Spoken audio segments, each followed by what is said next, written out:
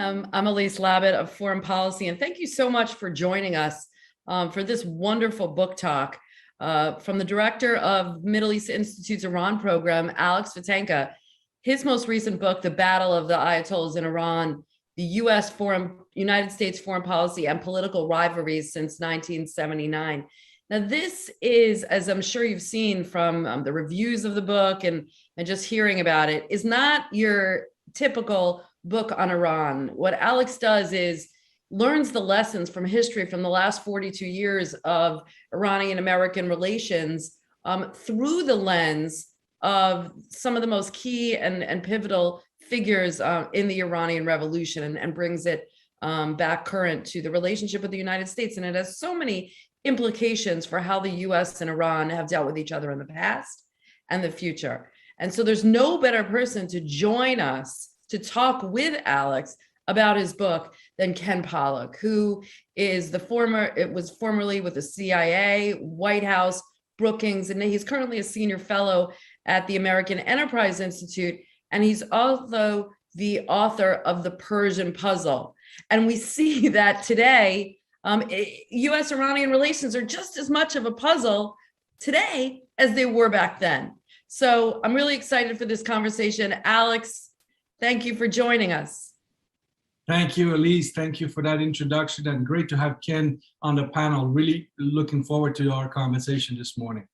Hi, Ken. Thanks for coming with us. Thanks so much, Elise. Thank you, Alex. It is a pleasure to be on the panel with the two of you, to be able to congratulate Alex and help everyone understand what a terrific book this is that he's written. All right, well, let's dive in. Alex, talk to us about why you wrote this book. When you and I spoke, you said you've traveled so much, you've done so many lectures, and you found that like a lot of people that are in the Iran space, you don't really know about Iran and don't really know about the country.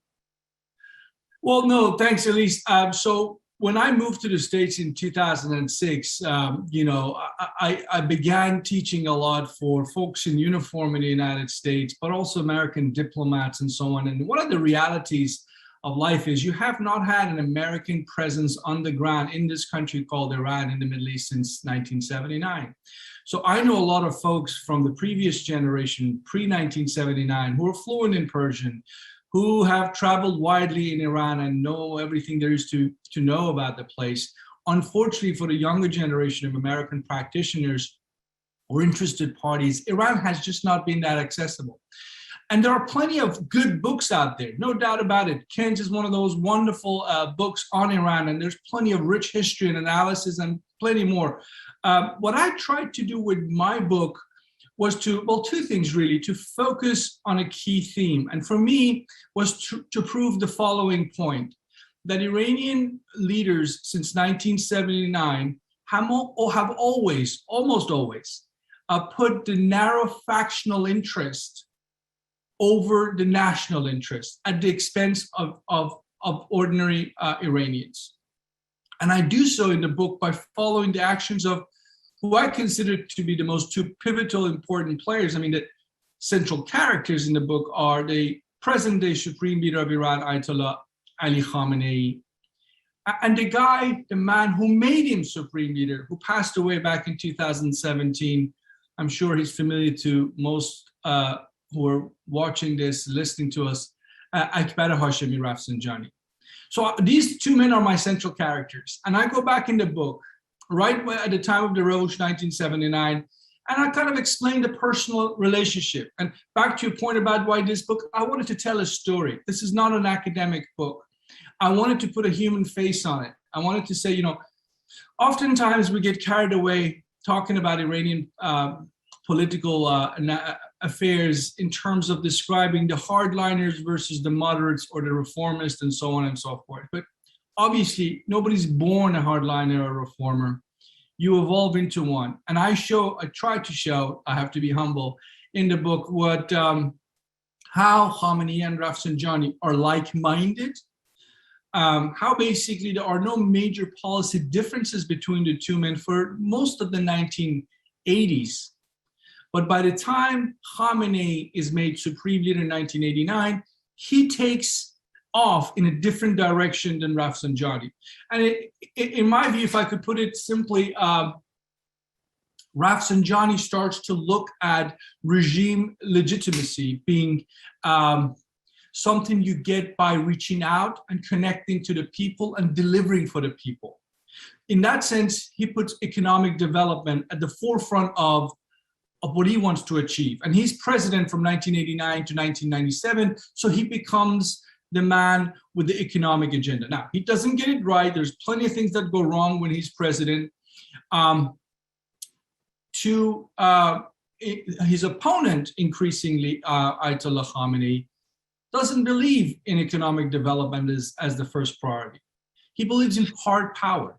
He focuses on gathering as much security and military power that he can. So he, among other things that he does, and he does it really, really well, is to cultivate that close relationship with the Revolutionary Guards, a relationship that exists to this day. And people forget, Ayatollah Khamenei in the 1980s was not liked by a majority in the ranks of certainly the leadership of the Revolutionary Guards. He wasn't liked. And I give examples in the book in terms of the troubles he had with the senior commanders of the Revolutionary Guards. By 1989, when the old man Khomeini dies, they reach a deal.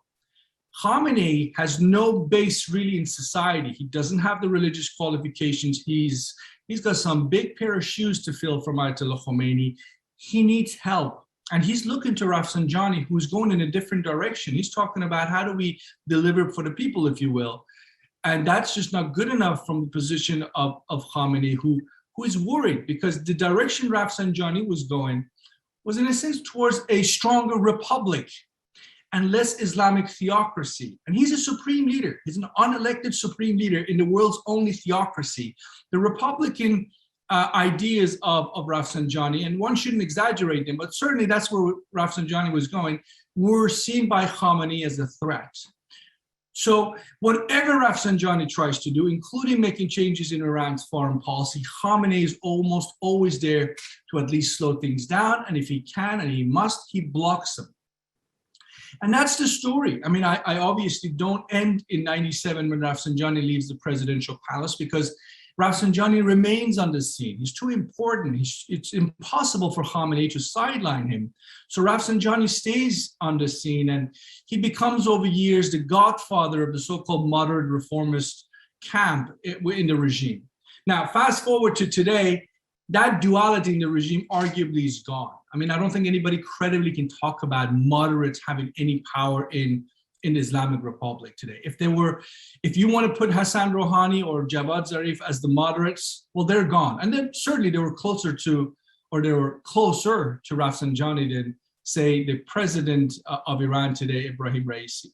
So the book sort of follows that personal rivalry, but it focused on those moments where that rivalry has an impact on foreign policy, specifically when it comes to the US. So, it is, Elise, I'll stop here because I need to say a thank you to the literally thousands of good Iranian journalists and researchers out there that really have done a fantastic job getting to some new information over the last few years.